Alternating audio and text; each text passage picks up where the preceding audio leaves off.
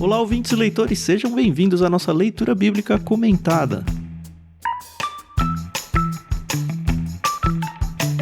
Eu sou o Thiago André Monteiro, vulgo Tan. Como sempre, estou aqui com o Thiago Moreira e com a Carol Simão, e hoje é dia da gente conversar sobre, eu acho que é o único capítulo de narrativa de Levítico, capítulo 10. Bom dia, tudo bem? Oi pessoal, tudo bem? Aqui é a Carol Simão e hoje a gente vai descobrir o que é fogo estranho. Eu não descobri estudando, pô. Ou não, né? Tá bom. É que eu pensei que eu ia vir com as dúvidas e vocês iam solucionar elas pra mim. Vamos pelo menos hipotetizar, né? Eu tava esperando a Carol trazer, depois que ela firmou aí que sabe o que é, né? Bom dia, pessoal. Então chegamos num texto, talvez um dos mais famosos de Levítico, né? Que também encerra uma segunda sessão, né? Nós estamos, né, já vimos uma primeira sessão de 1 a 7, que fala sobre as ofertas em si, e outra sessão de 8 a 10 que fala especificamente sobre o sacerdócio, né? E hoje nós vamos então concluir essa sessão com uma narrativa que ao mesmo tempo é triste, mas serve de bastante lição pra gente, né? Ela bate, né? Hoje a gente vai fazer o episódio em 2 blocos. A gente vai parar no verso 7 e aí o segundo bloco vai a partir do verso 8. Mas antes da gente entrar no bloco 1, tem, como sempre, um recadinho de um de nossos ouvintes.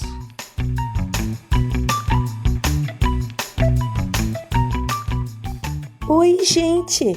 Meu nome é Selma, sou aqui do Rio de Janeiro. Em primeiro lugar, quero agradecer a Deus pelo LBC, que a tantos tem abençoado, dentre os quais eu me incluo. Tem trazido conhecimento e crescimento em graça e sabedoria. Que o Senhor abençoe o Tan, a Carol, pastor Tiago e a todos que passaram por aqui. Obrigada, Jesus! Quero agradecer também à editora Muro Cristão por ceder os direitos da NVT e também à pianista Maria Lídia por essas lindas melodias que são usadas aqui. E agora, sem mais delongas, bora lá!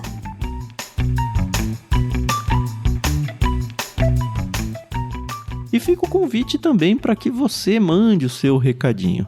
Você pode fazer isso via Telegram, via Discord. Dá para mandar áudio até no nosso Instagram, @clubeictus. Vai ser uma delícia receber o feedback de vocês e principalmente colocar a voz de vocês dentro do episódio. Então manda pra gente um áudio e vai ser bem bacana. Não esquece só de mencionar aí os créditos a Mundo Cristão e a Maria Lídia, tá bom?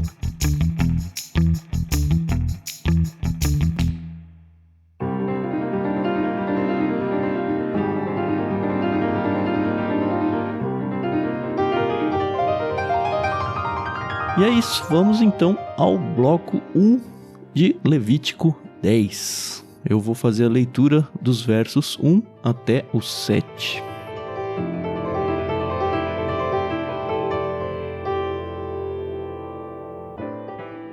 Nadab e Abiú, filhos de Arão, colocaram brasas em seus incensários e as salpicaram com incenso. Com isso trouxeram fogo estranho diante do Senhor, diferente do que ele havia ordenado. Por isso, fogo saiu da presença do Senhor e os devorou, e eles morreram diante do Senhor. Então Moisés disse a Arão: foi isso que o Senhor declarou: mostrarei minha santidade entre aqueles que se aproximarem de mim.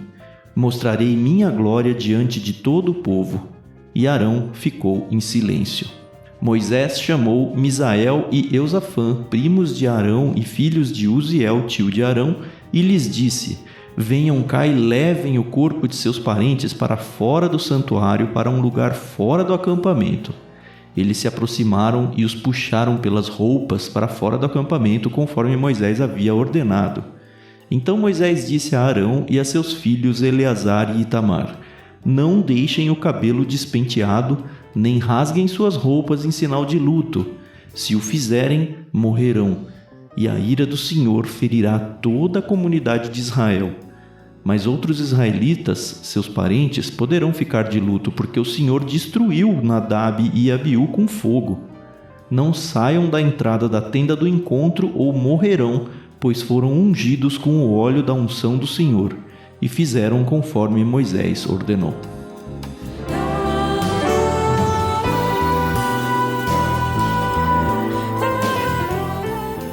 Dá um ruim, né, desse capítulo, não dá? Nossa. Quando eu leio ele, me lembro de outras duas histórias, né?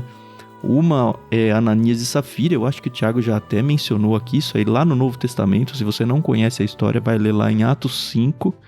E a outra é, acho que era Uzá, o nome do cara que foi tentar segurar A arca. o carro de bois ali, que a arca ia cair, e aí ele foi fulminado ali, mas momentos tensos, onde a gente que lê a Bíblia e sempre aprende da misericórdia e do amor de Deus, a gente fica com aquele ponto de interrogação enorme na cabeça e fala, ué, Deus que fez isso? Mas são pessoas que estavam ali e são dele e tal. E textos bem difíceis da gente lidar, de verdade. Eu gostei muito do que a Bíblia de Estudo NVI comentou, inclusive acho que ela traz, se não os dois, um dos exemplos que eu mencionei aí, mencionando que nesses casos uma nova era estava sendo inaugurada, é a ideia que ele dá. E aí então mostra que, olha, tem momentos pontuais na história onde Deus meio que tem que marcar o território assim e falar, ó, agora a coisa é séria, sabe? A nota da Bíblia de Estudo diz que a nova comunidade precisava tomar consciência de que ela existia para Deus e não o inverso. Eu gostei muito dessa frase.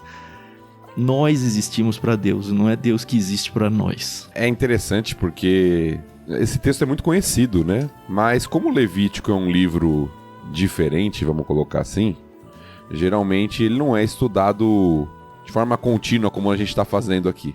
Acho que nem nas igrejas, né? Fazer uma exposição, assim, da série de Levítico inteiro. É raro, inclusive quando eu vou me preparar aqui para a LBC, às vezes eu procuro, né? Para ouvir alguém pregando em texto, e Levítico é mais difícil de achar, né? Achar exposição sequencial em Levítico, assim, é mais difícil de achar. Apesar de ter, sim, mas de fato não é... Valorizem o LBC, hein? A gente tá fazendo isso aí pra você. Não é comum. Mas é interessante quando a gente vai lendo, como a gente tem feito, né? Até aqui, porque o contraste fica gritante, e aí parece que você consegue entender mais o porquê desse juízo tão severo. Porque de 1 a 9, o que a gente tem até agora são as instruções do Senhor e até aquele refrãozinho, que até reaparece aqui depois da morte deles, aquele refrãozinho, fazer conforme Moisés ordenou. Moisés recebe a ordem de Deus, transmite para a comunidade, e a comunidade tem que fazer tudo conforme Moisés havia ordenado, ou o Senhor havia ordenado por meio de Moisés. Ou seja, até aqui tem uma ênfase no livro muito clara, que tem que fazer do jeito de Deus. O povo deve ser obediente. As coisas têm que ser feitas de maneira precisa. Deus gastou ali 7 capítulos iniciais só para explicar como tudo deveria ser feito. Depois mais 2 com os sacerdotes sobre como eles deveriam fazer. E aí chega na primeira oportunidade, entre aspas, né, que os filhos de Arão têm para fazer o sacerdócio, eles fazem de maneira contrária àquilo que o Senhor tinha ordenado. E aí, se não há um juízo de Deus, né, mesmo diante da sua misericórdia, que até vai ser vista no capítulo, a gente vai falar sobre isso, se não há um juízo de Deus, de fato parece que tudo aquilo não é importante, que a lei do Senhor, a palavra do Senhor pode ser ignorada, pode ser quebrada, que não tem problema. Ele fez um detalhamento tão específico de cada coisinha. Seria estranho se Deus falasse, não, tudo bem, pode ser quase isso, sabe? Não pode ser quase isso, é com Deus.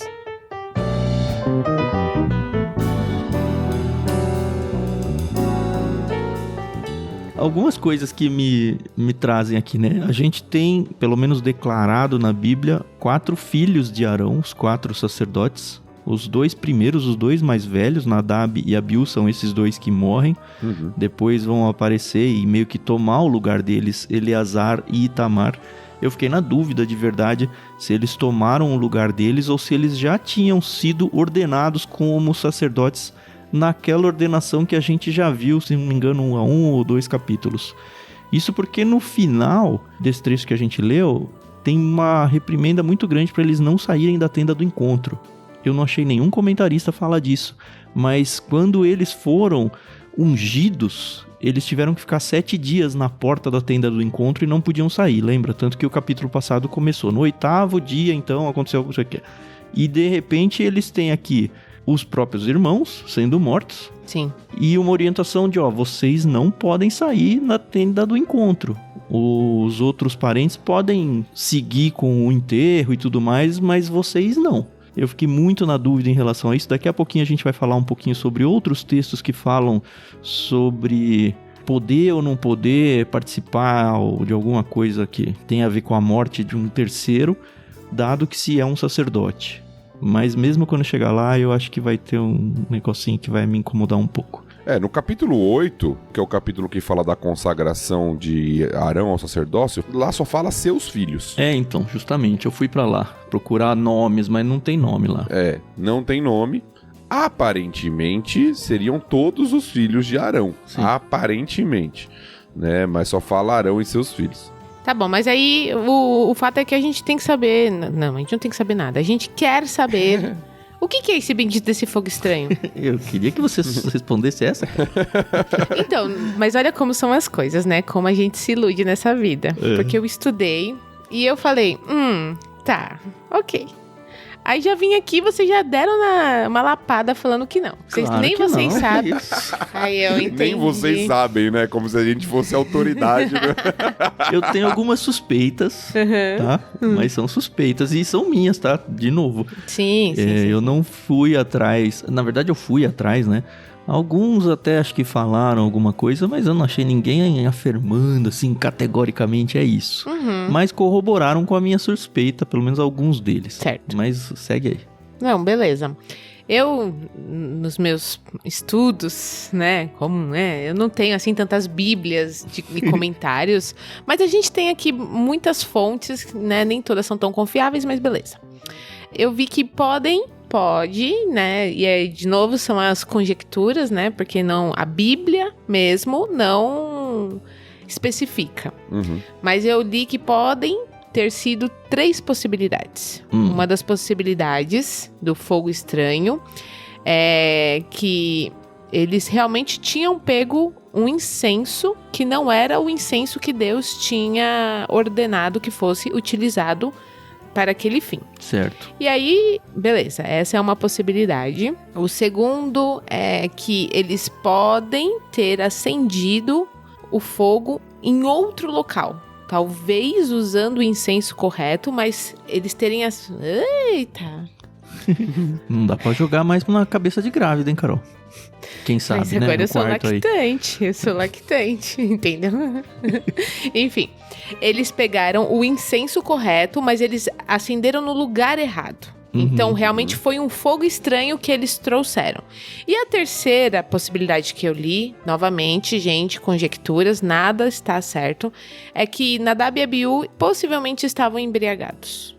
Isso a gente vai ver no início da próxima leitura, ainda nesse episódio, né? Exatamente. E aí, poxa vida, né? Nem a gente pode trabalhar bêbado, imagina os sacerdotes. Pô, Carol. Né? Não tá podendo beber aí? Mas, Carol, é exatamente isso. Por que a gente brincou no começo do episódio, quando você disse que a gente vai descobrir o que é o fogo estranho? Porque existem possibilidades. O texto não é tão claro exatamente do que. A gente vai hipotetizar. O que é muito claro no texto é que é contrário à forma como o Senhor tinha prescrito. Sim. Exatamente. Agora, qual foi o erro de ser contrário? Em qual aspecto tem possibilidades? Como você levantou algumas delas aqui. A primeira que me vem é a segunda que a Carol colocou aí. Eu até fui atrás do texto, é um texto inclusive que a gente já gravou aqui no LBC, Êxodo 30. Isso. A partir do verso 37, na verdade, a partir do verso 34, ele dá a receita do incenso que deveria ser usado nesse contexto. Inclusive, ele dá uma ressalva, aí sim, a partir do 37, jamais usem essa fórmula para preparar incenso para si mesmos. Ele é reservado para o Senhor e deve ser considerado santo. Quem fizer incenso igual a esse para uso pessoal será eliminado do meio do povo.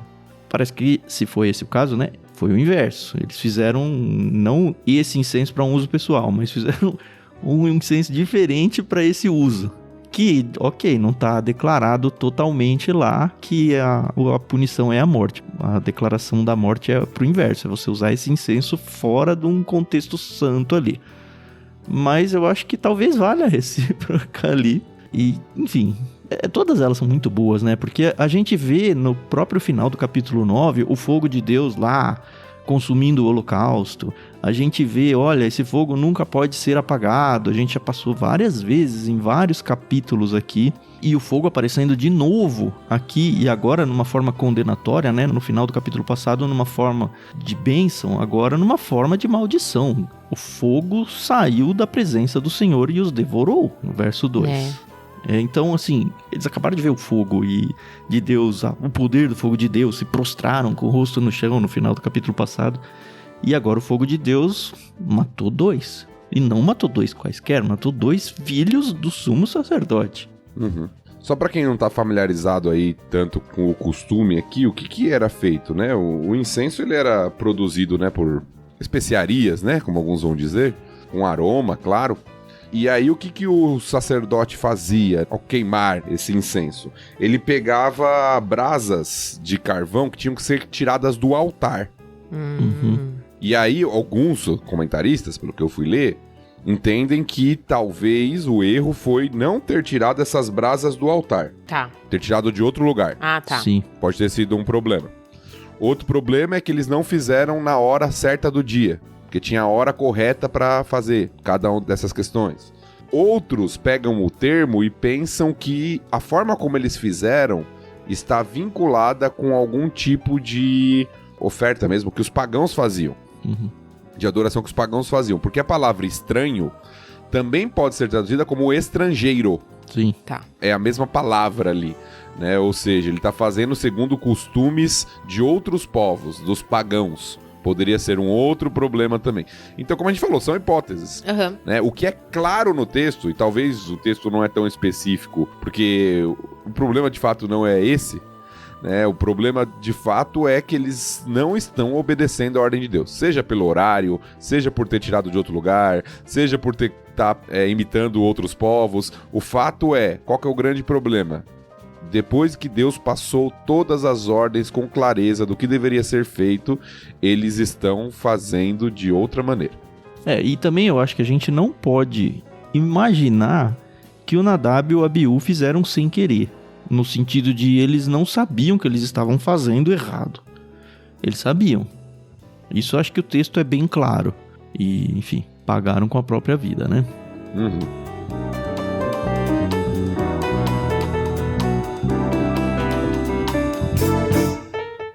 Só complementando algo que o Tan falou que eu achei muito interessante na leitura, a questão dos paralelos do fogo, né? Eles oferecem um fogo estranho, por causa disso o fogo sai da presença do Senhor e os consome.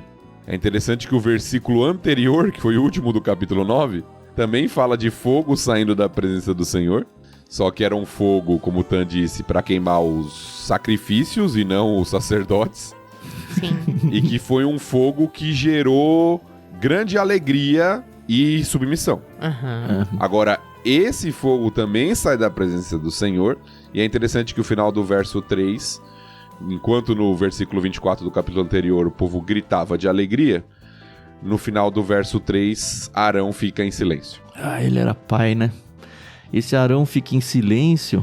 Eu fiquei tentando me colocar no lugar do Arão, porque a gente vai ver lá na frente a reação dele. E eu vou guardar para o próximo bloco. Tá bom. Senão eu vou queimar muita coisa. Mas assim, nesse verso 3 que o Thiago mencionou, eu marquei na minha Bíblia: mostrarei minha santidade entre aqueles que se aproximarem de mim. Você, seguidor de Cristo, seguidor de Deus, se aproxima de Deus, Deus tem alegria em mostrar sua santidade. E o fato dele mostrar a sua santidade revela ainda mais o nosso pecado. É um contraste ainda maior. E ele faz isso: mostrarei minha glória diante de todo o povo, né? Ele já tinha feito isso várias vezes, né? Isso foi muito exaltado no final do 9. Mas quando eu leio mostrarei minha santidade entre aqueles que se aproximarem de mim, é Deus se revelando para os seus seguidores e falando: olha, comigo vocês não brincam. Exato. E eu sou um Deus que não divido a minha glória com ninguém. Isso aí tem várias vezes na Bíblia. Eu não divido a minha glória, se for o caso do fogo estranho ser um fogo estrangeiro, né? Um fogo de outros deuses. É séria a parada comigo. Eu sou santo. Vocês não são santos. Eu sou santo. Eu vou mostrar a minha santidade. Isso pode ser algo muito bom para vocês. Porque, enfim, eu sou santo e vocês me louvam, me têm como Deus. Mas vocês não podem se esquecer de que eu sou Deus. E olha aqui um pouquinho aqui para vocês perceberem e se lembrarem de que eu sou Deus, e eu sou santo, e eu sou sério, e você tem que lidar de uma maneira séria comigo. É o motivo do juízo, né? A santidade de Deus. Uhum. Às vezes a gente esquece isso. Quando a gente olha assim o juízo, a gente pensa na ira de Deus ou na justiça de Deus. Mas o motivo fundamental que leva a Deus julgar o pecado é a santidade. Uhum.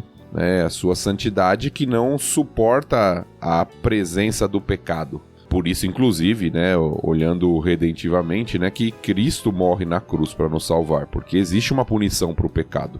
Então, onde, muitos dizem, né, onde que a justiça e o amor se abraçam é na cruz, né? Uhum. Porque Deus está sendo justo, a sua santidade, ela não pode ignorar o pecado ou passar a mão no pecado. Ela tem que punir o pecado, porque Deus é santo. E Deus resolveu fazer isso em Cristo em nosso favor, por causa do seu amor. Então, aqui a santidade de Deus sendo expressa, né? Deus é santo e por isso deve levar ao temor diante dele, né? Uhum. Sim, sim. Deus é fogo consumidor, né? Exato. A imagem, talvez o leitor de Hebreus, né, que é o que a Carol tá citando aqui, tá com esse texto em mente aqui. Uhum. É fogo consumidor, ele consumiu Nadab e Abiú, né? Consumiu. Tinha consumido o holocausto, agora consumiu os ofertantes desse holocausto.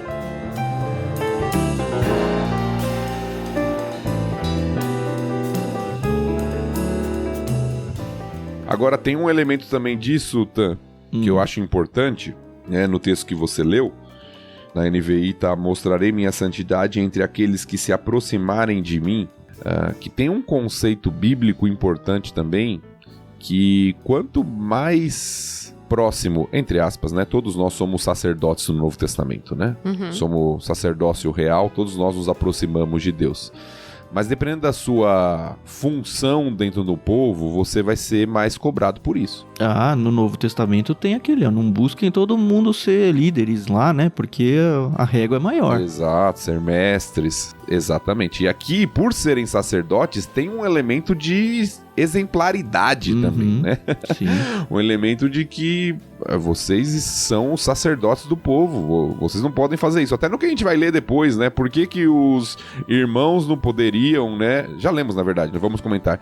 Não poderiam fazer todos os elementos de luto lá, né? Porque eles são sacerdotes. Sim. Então eles não podem fazer certas coisas, ou pelo menos o sumo sacerdote, a gente vai discutir sobre isso, não pode fazer certas coisas. Então tem um elemento aqui de, olha, entenda a sua posição, ela tem privilégios, mas ela tem responsabilidades.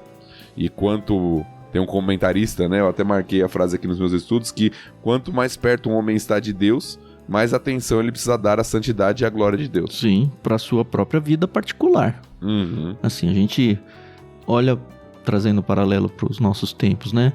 Olha a vida de pastores, assim. Quantas vezes as pessoas comuns, assim, falam: você pastor? Aquela pessoa pastor? Como se, assim, a própria pessoa já tem uma noção, mesmo ela nem sendo cristã, ela já tem uma noção de que aquela pessoa que está naquele cargo de liderança, que está exercendo aquele ministério pastoral, ela deveria ter um relacionamento melhor com Deus do que um cristão simples. A gente vê reflexos disso na Bíblia, a gente vê reflexos disso na sociedade pagã, julgando, pré-julgando as pessoas. E dentro da própria doutrina das igrejas locais aí, eu sei de algumas igrejas, por exemplo, vou dar um exemplo bobo, tá? Inclusive é um exemplo que fez parte de uma conversa recente que eu tive com alguns cristãos aí. Um exemplo besta, tá? E eu não quero normatizar aqui, tá? Eu só quero trazer como uma ilustração. Um dia a gente discute se tá certo ou se tá errado, tá? Senão a gente vai longe. Uma pessoa é separada. Um homem é separado, e aí ele constitui uma nova família, e ele foi abandonado. Vamos dizer esse exemplo assim. tá bom? Ele foi abandonado pela esposa. O que eu quero dizer é que ele cai naquela regra de que, você é livre, tudo, que a gente talvez já tenha mencionado. Fica em paz, é livre, e a pessoa entende que ela pode casar de novo e beleza. Esse cara pode ser um pastor, um presbítero? Tem muitas pessoas que defendem que não. Uhum. Mas ele que foi abandonado. Cara, mas é o caso aí, talvez, sabe, do sacerdote. É uma pessoa que vai representar uma liderança espiritual ali, e aí alguns tiram do bolso o texto lá em Timóteo que fala, é marido de uma só mulher. Não, mas é que ele foi abandonado, e aí tem um outro texto lá onde Jesus, acho que é nos evangelhos, né, que fala, não, tá livre. Acho que é Paulo, né, que fala isso aí, não me lembro. Sim, 1 Coríntios. E aí, enfim, é uma decisão que precisa ser tomada, mas o fato é que não é uma decisão fácil e nem é unânime. Uhum. Por que não é unânime? Porque, cara, um líder espiritual tem um peso maior. Uhum. Enfim, um dia a gente chega lá. Quando chegar em 1 Timóteo.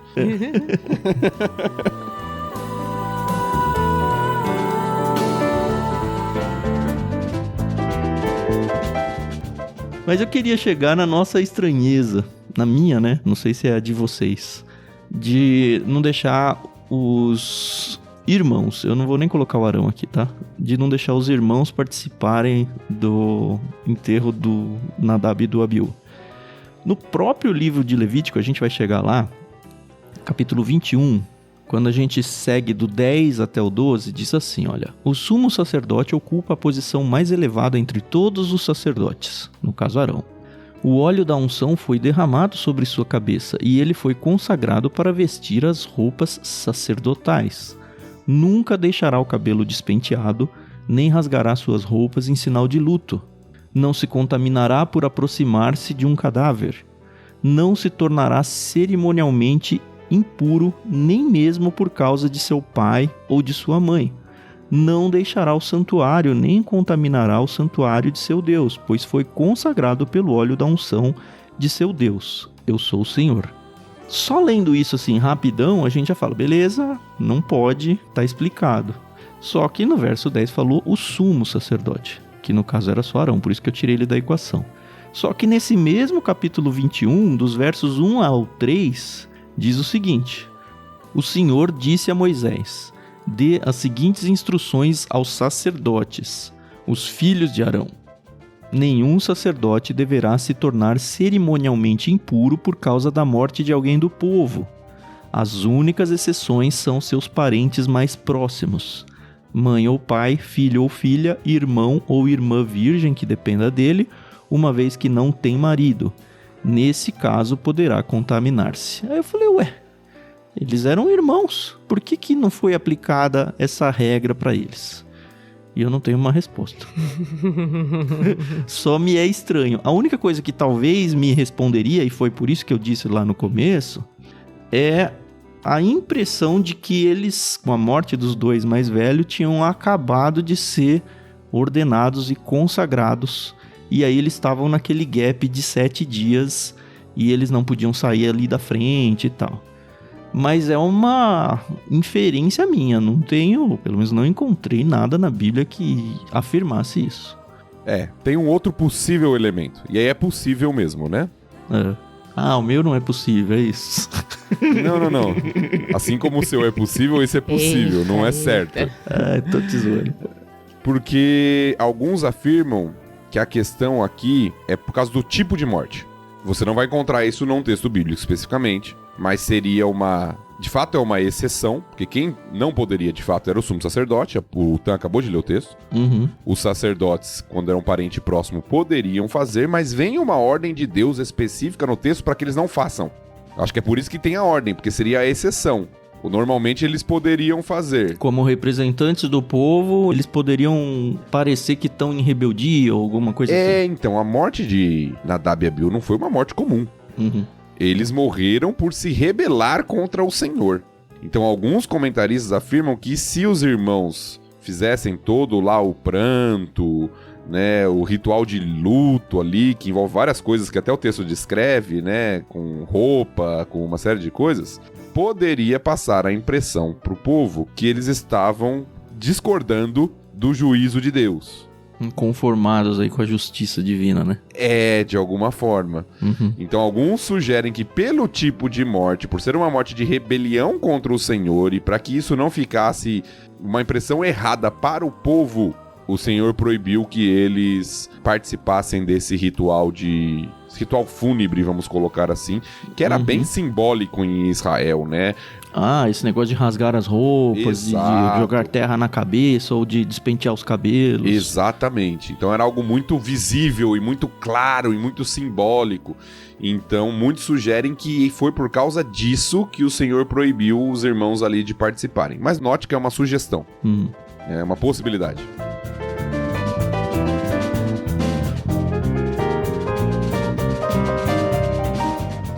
Antes da gente virar para a sequência da leitura, eu queria fazer uma provocação aqui. Antes de você fazer a provocação, deixa eu só comentar algo que me chamou a atenção nesse versículo também, que a gente passou, porque o verso fala aí o nome dos... Acho que são primos, né?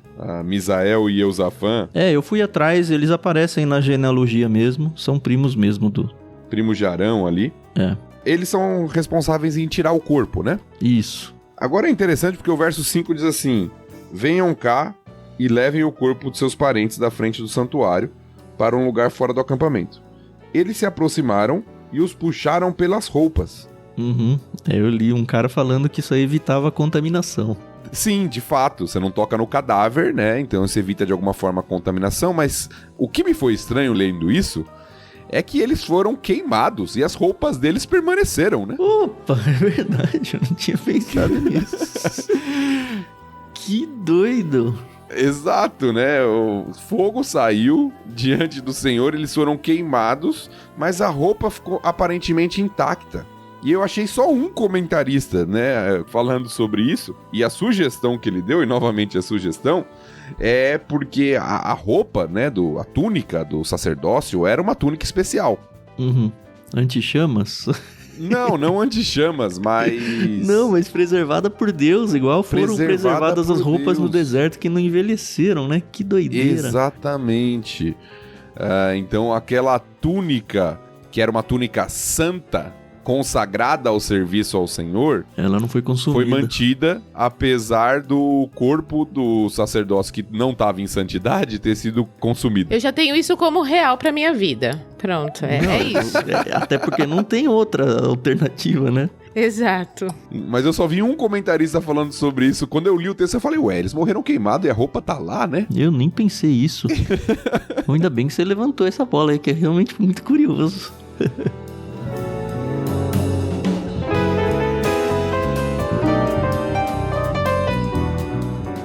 Bom, vou fazer minha provocação aqui. É bom que o Thiago é conselheiro, então ele conhece muitas histórias. Eu tô apostando nisso. Que ele vai te apaziguar, né? Porque você quer provocar, né? Na verdade, assim, eu não vivenciei nada disso.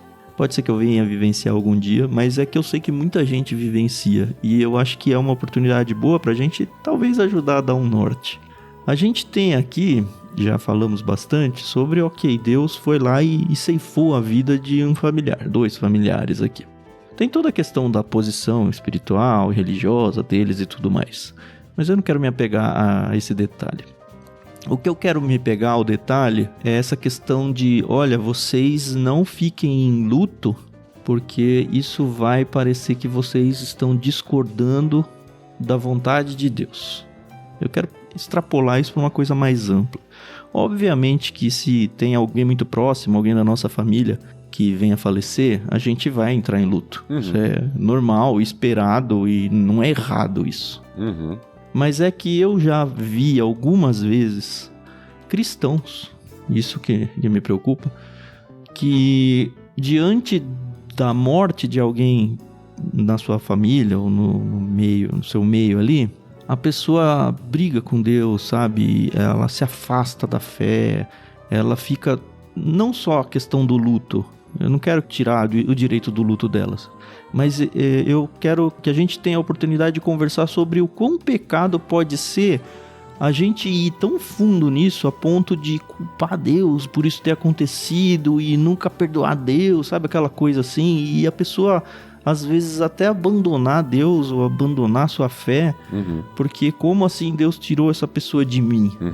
E talvez esse texto seja um texto para... Eu sei que é uma extrapolação grande, mas um texto para a gente pensar a respeito de que, sabe, tudo tá, no fim das contas, na mão de Deus e na decisão de Deus, e mesmo quando coisas muito ruins como perder um ente querido acontece, nunca deixou de estar na mão de Deus, e talvez seja pecado a gente extrapolar isso a ponto de culpar Deus e, Deus, eu não quero imaginar que o Senhor fez um negócio com a gente, sabe? Enfim, eu queria ouvir um pouco da sua sabedoria de conselheiro sobre isso. A Carol talvez tenha vivido um pouco de experiências, não da família dela, até que, enfim, não tenho conhecimento de ninguém tão drástico assim, foi ceifado, mas talvez conheça alguma história pra contar, não sei. Bom, vamos lá. Eu acho que a gente tem talvez 2 erros extremos aqui. O primeiro erro é a ideia de que o cristão não pode sofrer com a morte de alguém querido. Alguns vão para esse extremo de que, não... Já passou, não é nada. Isso, você não crê na soberania de Deus, por que você tá sofrendo?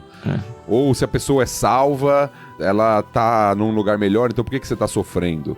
E às vezes a gente traz alguns elementos que na verdade não vem nem da Bíblia. Uma visão de mundo equivocada, quando a gente até falou como o povo de Israel era um povo que demonstrava o luto de maneira muito clara. A dor, o sofrimento. Eclesiastes vai falar que há tempo de sorrir, há tempo de chorar, há tempo de luto. Então, sofrer pela morte de alguém não é um problema biblicamente, de forma alguma. Esse é um extremo. O outro extremo é o que o Tan mencionou. Quando a pessoa fica irada, se afasta de Deus e não quer mais saber de nada relacionado à fé, porque alguém querido se foi. Nunca mais sair do luto por anos e anos e tal. E aí eu diria que talvez, a maior questão aqui seja a visão de mundo da nossa época. Porque você leu no começo, Tan, algum comentário que falava algo, que você falou que te chamou a atenção, que falava algo parecido com o que eu vou dizer agora. Na nossa cultura, Deus existe como um servo nosso. Então, se ele tira alguém, ele não tá cumprindo bem o papel dele. E aí eu tenho o direito de ficar irado com Deus e não querer saber mais de Deus, porque ele não tá fazendo o papel dele, que é fazer aquilo que eu desejo. Certo. Então, na nossa cultura, as pessoas invertem a mentalidade sobre Deus. Então, Deus existe para dar aquilo que eu quero. E se ele tira algo que eu aprecio muito, então ele não está sendo bom e ele não está cumprindo o papel dele. Então, essa forma de enxergar Deus talvez seja o maior problema da gente conseguir muitas vezes afirmar como Jó, por mais duro que seja, né? O Senhor deu, o Senhor tomou, bendito seja o nome do Senhor. Difícil, né? Mas tá lá, né? Difícil, duro. Eu me lembro, você falou de experiência, né? Eu me lembro que eu não sou uma pessoa muito chorona. As pessoas não me veem chorando assim com facilidade. Mas eu lembro que a experiência mais difícil que eu tive no meu ministério foi o falecimento de uma criança. Um bebê de 1 ano e pouquinho, que contraiu uma doença e faleceu. E aí eu tive que dar a palavra no culto fúnebre. Que barra, hein? Não, eu chorei do começo ao fim. Era da igreja? De Tremembé, da minha igreja antiga. Do começo ao fim, eu chorei. As pessoas até estranharam, né? Pais muito fiéis, servos do Senhor, muito humildes. E a minha mensagem foi em Jó. Eu falei, por que o justo sofre? Por que coisas assim acontecem na vida? E de certa forma, às vezes a gente não vai ter respostas. Eu sei que às vezes a gente procura respostas. E nem sempre a gente vai ter as respostas. Mas a grande lição do livro de Jó pra mim é que mesmo quando a gente não tem resposta e não entende o porquê, a gente pode confiar que um Deus soberano está usando até aquilo que nós chamamos de tragédia para nos aproximar dele. É a conclusão de Jó no final do livro. Antes eu conhecia Deus de ouvir, agora os meus olhos te veem. Sim. Então, quando a gente entende que Deus não está orquestrando o mundo para satisfazer os meus desejos e às vezes egoístas, mas está fazendo tudo para o bem do seu povo, para a sua glória, para a nossa edificação, fica menos difícil, vamos colocar assim, passar por momentos duros como esse. Então eu creio que a revolta muitas vezes se dá por uma concepção errada sobre quem Deus é e sobre o que ele está fazendo. Eu acho que o pastor Tiago, ele falou tudo. Inclusive, eu tenho uma experiência muito pessoal, que foi, eu tive uma perda gestacional, né? Foi minha segunda gestação, a gente acabou ela foi interrompida, né? Formas naturais, enfim. E a gente se questionou muito, né? O que nós estamos fazendo. E o mais interessante é que pessoas perguntaram pra nós, o que vocês estão fazendo de errado? Então, assim, a gente começa a se questionar. Os amigos do Jó, assim, né? Exatamente. Vai ler Jó lá, né? E aí você começa a se questionar também, né? Poxa Deus, eu sou uma crente fiel, eu vou nos cultos, na escola bíblica dominical, eu tenho um ministério na igreja, em alguns casos eu sou dizimista, né? Enfim, né? Eu tenho um currículo completo. Mas aí a gente tá jogando pra eu mereço. Como se a gente merecesse alguma coisa. E eu lembro que uma vez eu ouvi de uma influenciadora cristã falando que a gente tá acostumado a ser mimado por Deus. Então é isso. Eu preciso de um emprego. Por favor, Deus, me dá um emprego. Aí ele vai te dar. Obrigada, Deus. Eu preciso de um carro novo. Por favor, Deus, me dá um carro. E assim, a gente faz isso com tudo na nossa vida, né? E eu lembro que quando eu e o Fernando fizemos até aconselhamento bíblico sobre... depois que a gente passou pela situação, e lemos um livro muito bom, chamado Confiando em Deus, do Jerry Bridges. Excelente. Muito bom. Muito bom, muito bom. E assim, respostas. A gente não chegamos à conclusão de, aconteceu isso por isso. Mas tem coisa que não tem, é o que o Thiago falou, não tem resposta. Exatamente, mas é a questão de você confiar que Deus tem um propósito maior, né? Então, hoje a gente até fala, poxa, talvez nós não teríamos tido o Natan, um exemplo, que foi minha terceira gestação, meu segundo filho. Porque eu já teria, né, encerrado ali com 2. Talvez eu estaria com 4, não sei, né? Não sei. Então, a gente realmente tem que confiar em Deus, confiar na soberania dele. Exatamente, é isso. Então, às vezes as pessoas estão muito preocupadas em ter uma resposta, né? No preto no branco. E nem sempre é assim, né? Não sei se a gente conseguiu acrescentar muito pra quem tá vivendo momentos assim, mas eu acho que é bom a gente conversar sobre isso. De repente, a própria conversa em si já dá um norte pra alguém. Sim. Exato.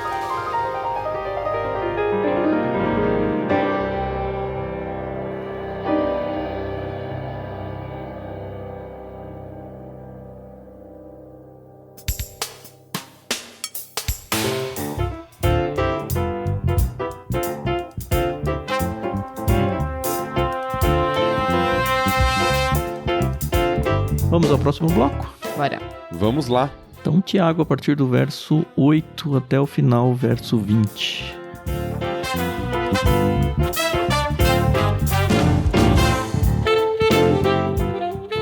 Então o Senhor disse a Arão: Você e seus descendentes jamais deverão beber vinho ou qualquer outra bebida fermentada antes de entrar na tenda do encontro. Se o fizerem, morrerão. Essa é uma lei permanente para vocês e deve ser cumprida de geração em geração. Façam distinção entre o que é santo e o que é comum, entre o que é impuro e o que é puro. E ensinem aos israelitas todos os decretos que o Senhor lhes deu por meio de Moisés. Moisés disse a Arão e aos filhos que lhe restaram, Eleazar e Itamar: Peguem o que sobrar da oferta de cereal, depois que uma porção tiver sido apresentada como oferta especial para o Senhor, e comam-na junto ao altar. Não deverá conter fermento, pois é santíssima. Comam-na num lugar sagrado, pois foi dada a vocês e aos seus descendentes como sua porção das ofertas especiais apresentadas ao Senhor. Foram essas as ordens que recebi. Quanto ao peito e à coxa, que foram movidos para o alto como oferta especial, poderão comê-los em qualquer lugar cerimonialmente puro. Essas são as partes que foram dadas a você e aos seus descendentes como sua porção das ofertas de paz apresentadas pelos israelitas. Movam para o alto o peito e a coxa como oferta especial para o Senhor, junto com a gordura das ofertas especiais. Essas partes pertencerão a vocês e a seus descendentes como direito permanente, conforme o Senhor ordenou. Depois Moisés procurou cuidadosamente pelo bode da oferta pelo pecado. Quando descobriu que tinha sido queimado, ficou furioso com Eleazar e Itamar, os filhos que restaram a Arão, e lhes disse: Por que não comeram a oferta pelo pecado no lugar sagrado? É uma oferta santíssima. O Senhor a deu a vocês para remover a culpa da comunidade e fazer expiação por ela. Uma vez que o sangue do animal não foi levado ao lugar santo, vocês tinham a obrigação de comer a carne no lugar sagrado, conforme eu ordenei. Arão respondeu a Moisés: Hoje meus filhos apresentaram ao Senhor sua oferta pelo pecado e seu holocausto. E no entanto, essa tragédia aconteceu comigo. Será que o Senhor teria se agradado se eu tivesse comido a oferta pelo pecado do povo num dia como este? Quando Moisés ouviu isso, deu-se por satisfeito.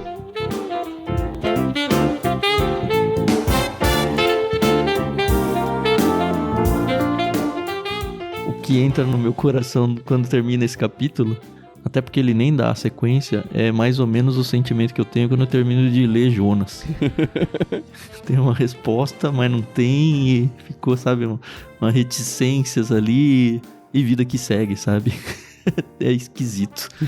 É um texto que mexe. Uhum. A gente já mencionou aí, né, no primeiro bloco, que provavelmente os dois estavam bêbados, embriagados, quando apresentaram esse fogo estranho, como uma das possibilidades. Uhum. E, obviamente, vem desse verso 8 a ideia de que, talvez eles estivessem bêbados, tanto que a partir de aqui, e é a partir daqui mesmo, eu não lembro de ter tido essa instrução em momento nenhum na história da instituição sacerdotal, de que não podia ter bebida forte aí para oficiar dentro do tabernáculo. E aí aparece do nada aí, entre aspas, né? Você e seus descendentes jamais deverão beber vinho ou qualquer bebida fermentada antes de entrar na tenda do encontro. Se o fizerem, morrerão. Isso se torna uma lei permanente. Não só para eles, então, para os próximos sacerdotes e tudo mais. Eu gosto também de pensar que os dois estavam ali muito festeiros, sei lá. Me parece ser a alternativa mais viável também, porque pareceria fora do contexto, né? Uma ordem como essa logo após a morte, né, de Nadab e Abiú. Então parece que, de fato, um dos problemas deles terem oferecido o fogo estranho e não fazer a diferenciação, que é o que o verso seguinte diz, né? Eles devem estar sóbrios para conseguir fazer a diferenciação entre o que é santo e o que é comum, entre o que é impuro e o que é puro. Uhum. Né? Então, a sugestão, é só uma sugestão, é de que eles ofereceram fogo estranho porque eles não estavam também com toda a sua capacidade mental ali por estarem alcoolizados. Uhum. Isso não justifica, evidentemente, o pecado deles, mas muitos vão ver essa ordem por esse motivo. Uhum. Existem outras sugestões também, tá? Essa pra mim parece ser a mais lógica, pelo contexto. Ligado ao texto, né? Até porque, exatamente. como você falou, né? Cai do céu esse negócio. Cara, do nada veio uma lei falando de bebida alcoólica, sabe? Aqui, assim, nada a ver. Talvez não, né? Duas outras possibilidades que eu vi, só pra citar, apesar de eu achar essa melhor. Uma é que essa questão de ministrar, melhor dizendo, elementos religiosos de culto, regado à bebida alcoólica, era um costume entre os pagãos. Até para provocar uma espécie de êxtase. Tá. Então eu fico fora da minha realidade normal e ali eu tô buscando a um deus. Então toda aquela ideia de você estar em algo fora do padrão normal.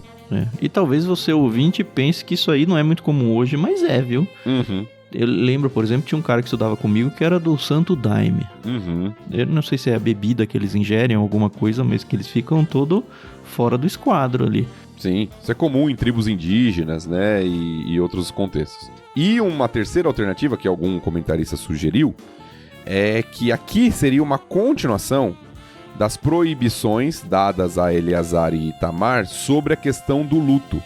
Porque alguns sugerem que era comum dar bebida alcoólica para uma pessoa em luto para que ela se sentisse melhor. Mas não me parece fazer... Parece que houve uma quebra naquelas ordenanças. Parece que não é a sequência natural do texto. Então eu prefiro a primeira opção. Mas eu acho que tem um Provérbios que fala isso, né? Dá uma bebida alcoólica para as pessoas tristes ou alguma coisa assim. Não tem um provérbio sobre isso? Isso, exato, né? O vinho alegra o coração, acho que é algo do tipo, né? Não tinha pensado sobre isso também, não vi ninguém falar sobre isso, mas sentido faz. É interessante, né, quando a gente vai pra Bíblia, assim, a gente fica achando, tem isso, e algumas coisas a gente fica nisso e aparentemente todas elas são meio que bíblicas, né, fazendo uma referência num texto aqui, outras num texto ali. É gostoso estudar a Bíblia pra gente ter essa noção.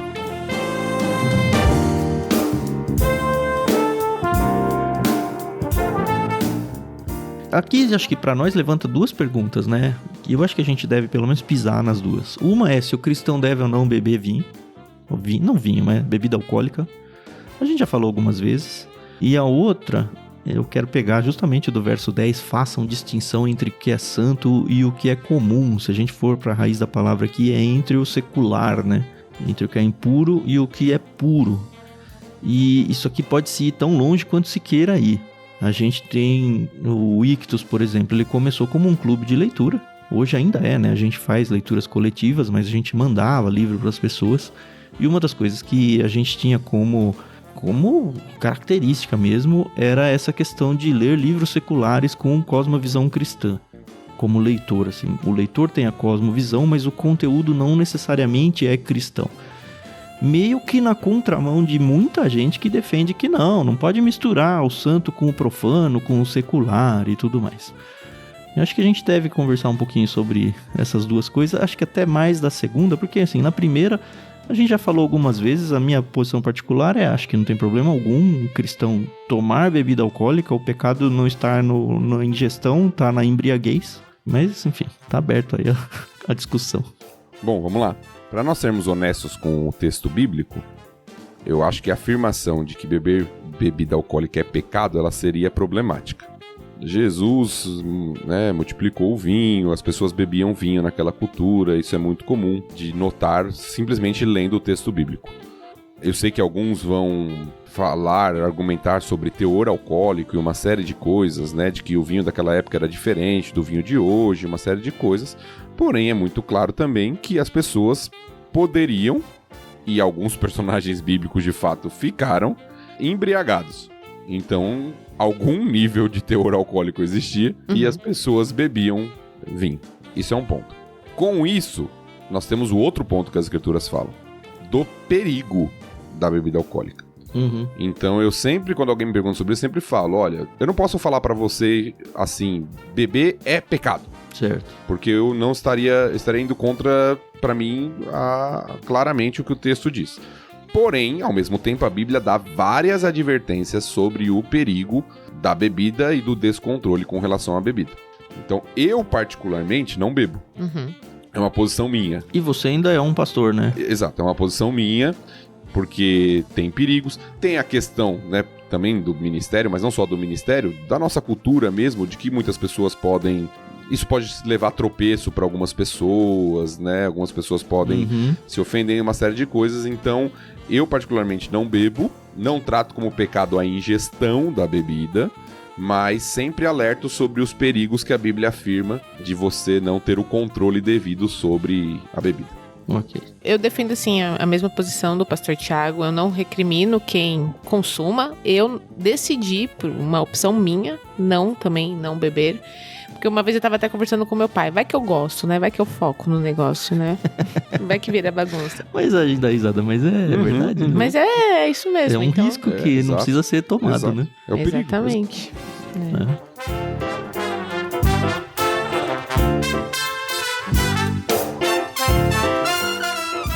E essa parte do santo e do secular? Incomoda vocês? Eu, pessoalmente, fico incomodado com essa posição cristã de que, eu só posso ler a Bíblia, eu só posso cantar música de Cristo, sabe? Essa dicotomia extrema que as pessoas fazem entre o que é santo e o que não é santo, e aí talvez elas peguem esse verso 10, façam distinção entre o que é santo e o que é comum, entre o que é puro e o que é impuro.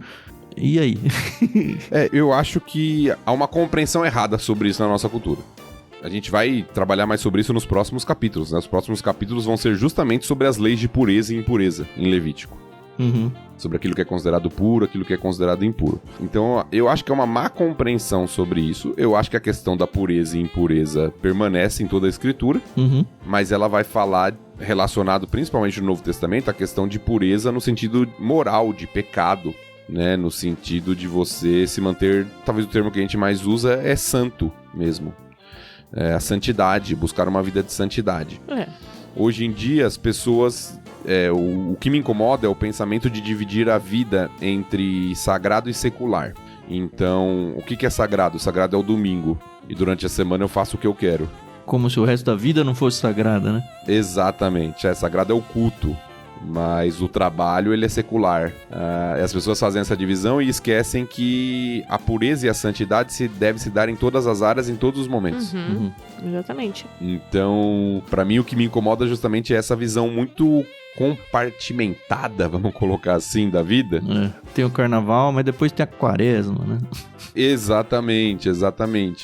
Que não é a visão bíblica, né? Não é. Eu realmente tenho muita dificuldade nessa questão de dividir. Tanto que eu criei o Ictus com o Thiago, né? Por uma razão.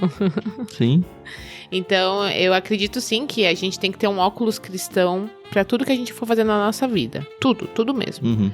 E a gente acabou de ver 2 homens que foram separados por Deus pra ter um trabalho tão importante como o de sacerdotes e foram consumidos. E ele estava ali, entre aspas, né, fazendo uma coisa dentro do templo, né, dentro daquela rotina. Então, é estilo de vida, gente. No fundo é o coração, é tudo, né? Porque assim, a gente também não pode passar pano a ponto de deturpar um momento espiritual. Sabe? Já que é pra contar pecado, né, eu vou falar do meu. Em casa a gente brinca muito com questão de fazer paródias. Tudo quanto é música que toca, a gente fica trocando a letra. Eu, principalmente, faço muito isso. Fazendo coisinhas assim. E, às vezes, meio que no automático, eu faço com uma música da igreja. Vocês precisam ver o quanto que o Dani se incomoda quando eu faço isso. Pai, não se brinca com música de Deus. Ele fala isso sempre, sabe? E eu gosto que ele fala isso pra mim, sabe? Porque, por mais que seja, assim, uma brincadeira, e não é uma letra chula, promíscua, sabe? É só uma troca simples de palavras. E eu também não tô falando da Bíblia, eu tô falando de uma música que algum cantor compôs ali pra um momento e tal, mas, enfim, não tô fazendo isso com a Bíblia exatamente. Mas já é o suficiente pro Dani falar, não, isso aí é uma coisa que foi reservada pra Deus, é uma letra que a gente usa pra adorar o Senhor, e nessa você não pode fazer uma piadinha pra trocar a letra. Me perdoe. Não, mas é interessante isso, porque ao mesmo tempo que a gente fala, né, que a vida não deveria ser dividida e que tudo é um ato de adoração, existem elementos que são elementos litúrgicos, que tem uma reverência, que tem um elemento ali que vai trazer a pessoa para aquele momento de cultuar especificamente. Mesmo que toda a vida seja um culto, né? Vamos colocar assim. Então isso é interessante. O Léo mandou aqui no chat pra gente. Eu lia de tudo e justificava que estava lendo a Bíblia anualmente, até me dar conta que eu estava usando a Bíblia como desculpa. Agora dei um tempo das leituras não cristãs para poder dar atenção ao que mais importa, que é me aprofundar no conhecimento de Cristo, a quem quero amar acima de tudo.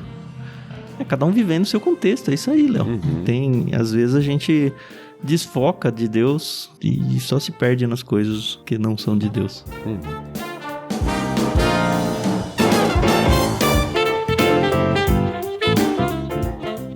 Tem uma questão interessante no texto aqui, não sei se vocês chegaram a anotar ou ler alguém que falou sobre isso. É a primeira e única vez no livro de Levítico que Deus fala diretamente a sós com Arão. Eu vi isso, sim. Então disse o Senhor a Arão, né? Ele fala sempre com Moisés, mas aqui ele abriu uma exceção. Ele sempre fala por meio de Moisés, ou pelo menos junto com Moisés.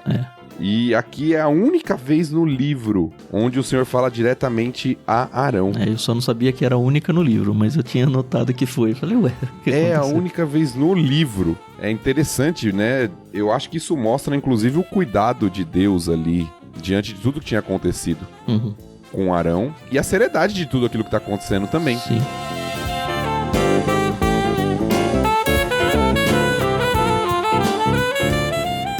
E aí, a partir do 12, tem toda essa questão das ofertas e vou colocar aqui, a gente vai melhorar isso ao longo da conversa, do descaso que foi feito para com as ofertas. Eu confesso que eu fiquei um pouco com preguiça de ir atrás dos detalhes aqui. Porque, olha, você tem uma oferta de cereal envolvida, uma regra, pegue aqui sobrar da oferta de cereal. Várias ofertas aparecem aqui, oferta de cereal. Aí tem, ela foi no modelo de oferta especial a Deus, porque quando a gente tem as ofertas descritas lá nos primeiros capítulos, tem algumas que falam, essa oferta pode ser feita assim, essa aqui pode ser feita assada, essa aqui pode ser feita daquele outro jeito, e tudo. Venci a minha preguiça e fui reler todos aqueles capítulos do começo.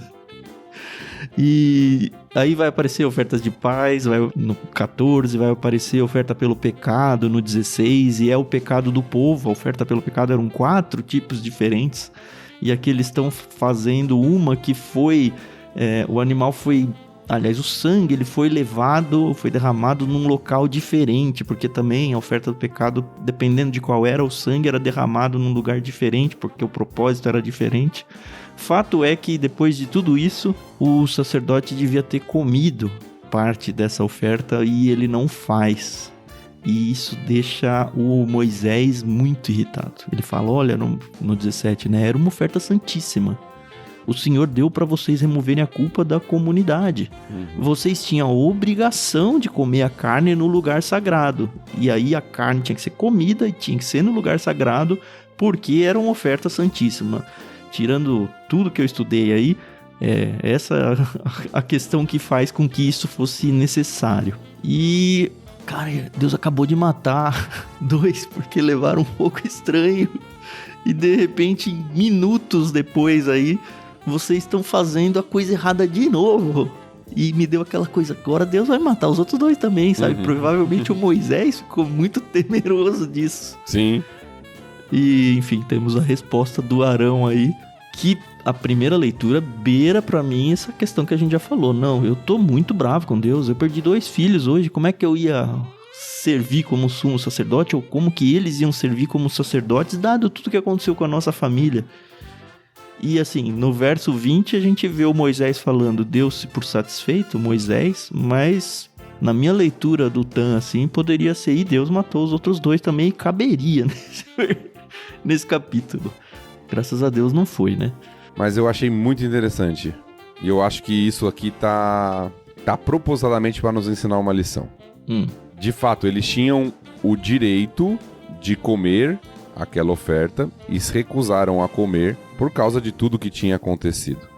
E às vezes a gente olha para alguns textos bíblicos, como esse talvez de Nadab e Abiú, ou talvez o que o Tam mencionou de tocar na arca e ser consumido, e parece-nos que é um Deus um pouco caprichoso, que está preocupado só com a regra. Não cumpriu a regra, já era. Pá, tá consumido. Ô Thiago, só um parênteses, você falou, eles tinham o direito de comer. Levítico 6, de 24 a 26, tá? O Senhor, isso aqui tá falando sobre as instruções para a oferta pelo pecado, que é justamente o que foi reclamado aí. O Senhor também disse a Moisés, dê a Arão e a seus filhos as seguintes instruções para a oferta pelo pecado. O animal apresentado como oferta pelo pecado é oferta santíssima, que foi o que o Moisés falou agora há pouco aí. Sim. E será morto diante do Senhor, onde são mortos os animais para os holocaustos. O sacerdote que apresentar o sacrifício como oferta pelo pecado comerá sua porção num lugar sagrado dentro do pátio da tenda do encontro. Essa que é a regra que você falou, que é a regra e tal. Eu só quero meio que colocar uma correção, porque eu acho que não era opcional pra eles. Eles tinham a obrigação mesmo de fazer isso. Por isso que o Moisés fica irritado. Sim. Quando eu disse o direito, não no sentido de que não era opcional. O direito de que... É deles. Aquela oferta... Isso, pertencia a eles. Eles deveriam comer. Não era algo que era consumido plenamente. Sim. Mas era algo que o sacerdócio, né, e a família, muitas vezes, estava envolvida na questão do alimento daquela oferta ali. Mas obrigado pela observação, porque pode ter ficado dúbio mesmo. Então, voltando, parece que Deus é um pouco caprichoso e está preocupado só com a regra. Né? Não importa a motivação, não importa o porquê, se você não cumpriu a regra, tá consumido imediatamente. Às vezes pode passar a impressão de determinados textos assim. E eu acho que esse texto tá aqui para mostrar que a regra, evidentemente, é uma expressão exterior, mas Deus também se preocupa com as motivações e o interior. Não que isso elimine a regra, ok? Mas Deus também se preocupa com isso. Por que Nadab e Abiú foram consumidos e Eleazar e Itamar aqui não? Provavelmente porque Nadab e Abiú estavam fazendo de forma como rebelião mesmo. Desleixado, ou como talvez. descaso, desleixo, não fazendo direito. E esses aqui, talvez não deveriam ter feito o que eles fizeram, mas eles estão colocando como algo sincero diante de Deus, que eles não deveriam ter aquela refeição. E geralmente lembra, a refeição era um momento de alegria. Uhum. Ter aquele momento diante de toda a circunstância do que tinha acontecido naquele dia. Eles iam se sentir hipócritas diante da adoração a Deus ali. E da celebração. A refeição era uma celebração. Olha, a gente vai celebrar, parece ser o argumento de Arão, né?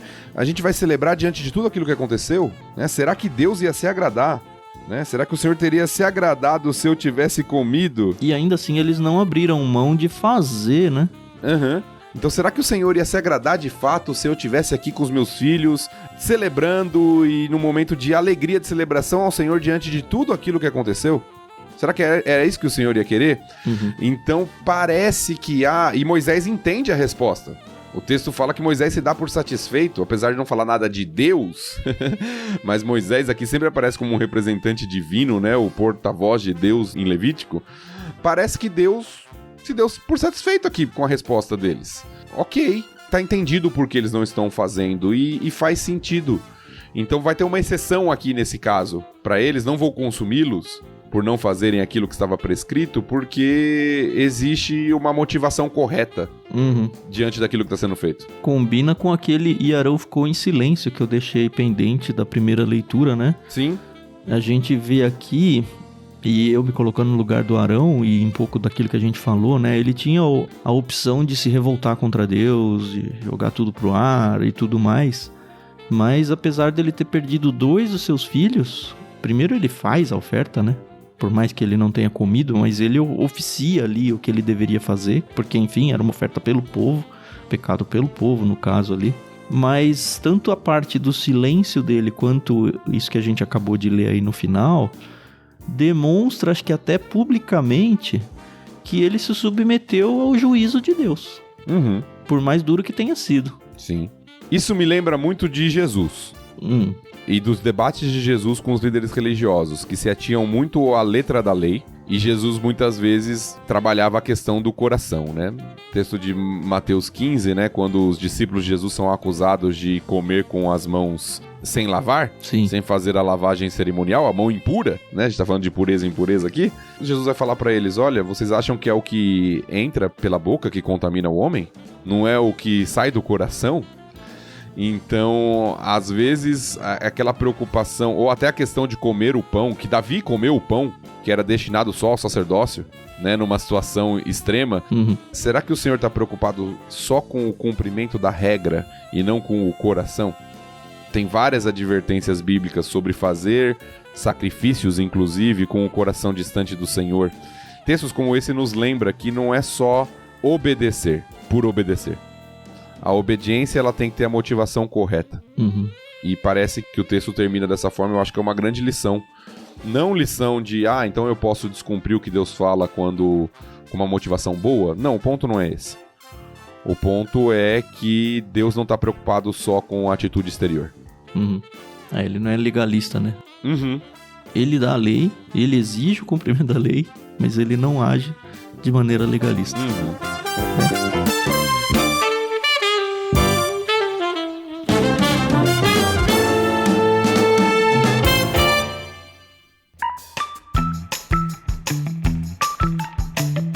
Eu tô satisfeito. E vocês?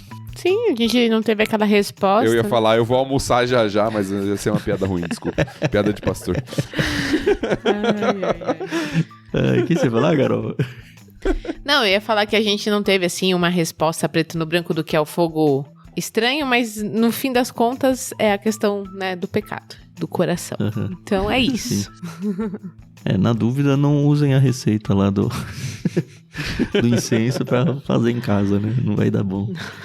Eu não gosto de incenso em casa, também não tem não. problema. Também não sou muito fã, não. Prefiro difusor com óleos essenciais. As besteiras.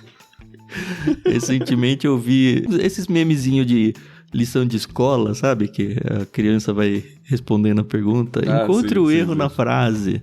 Era a questão de erro de conjugação verbal, né? o incenso cheira forte, não sei o que lá. Aí a criança respondeu, o incenso fede, não sei o que lá. Eu seria essa criança. Ai. Enfim, não é desse incenso que a gente tá falando, tá? É dos palitinhos que vende aí por aí hoje em dia. Uhum. Tá bom, acho que tô satisfeito. Era um capítulo que eu tava ansioso pra chegar, no capítulo 10. A gente vai entrar, como o Thiago já mencionou, eu acho, né, Thiago? Nesse episódio mesmo, a partir do capítulo da semana que vem, a gente começa a entrar numa seção nova do livro. A NVT acredita isso como normas referentes às purezas, indo até o capítulo 15, aí a gente vai começar com animais puros e impuros e tudo mais. Talvez você não esteja lá muito animado para entrar nessa parte, mas a gente sempre consegue tirar boas aplicações disso tudo aí e vai ser interessante passar por esses temas também. Eu espero que você esteja empolgado com o projeto, esteja empolgado em continuar em Levítico com a gente e até semana que vem. Tchau, tchau. É isso aí, pessoal. Muito obrigada pela paciência, pela audiência de vocês. É um prazer imenso conversar, brincar, mas principalmente aprender da palavra de Deus. Então eu espero que a gente possa se ouvir no próximo episódio. Até mais. Muito bom, pessoal. Muito bom. Um texto muito rico, apesar de ser um texto de juízo e que nos ensina bastante. Foi boa essa conversa com vocês e nos vemos em Levítico 11. Até semana que vem.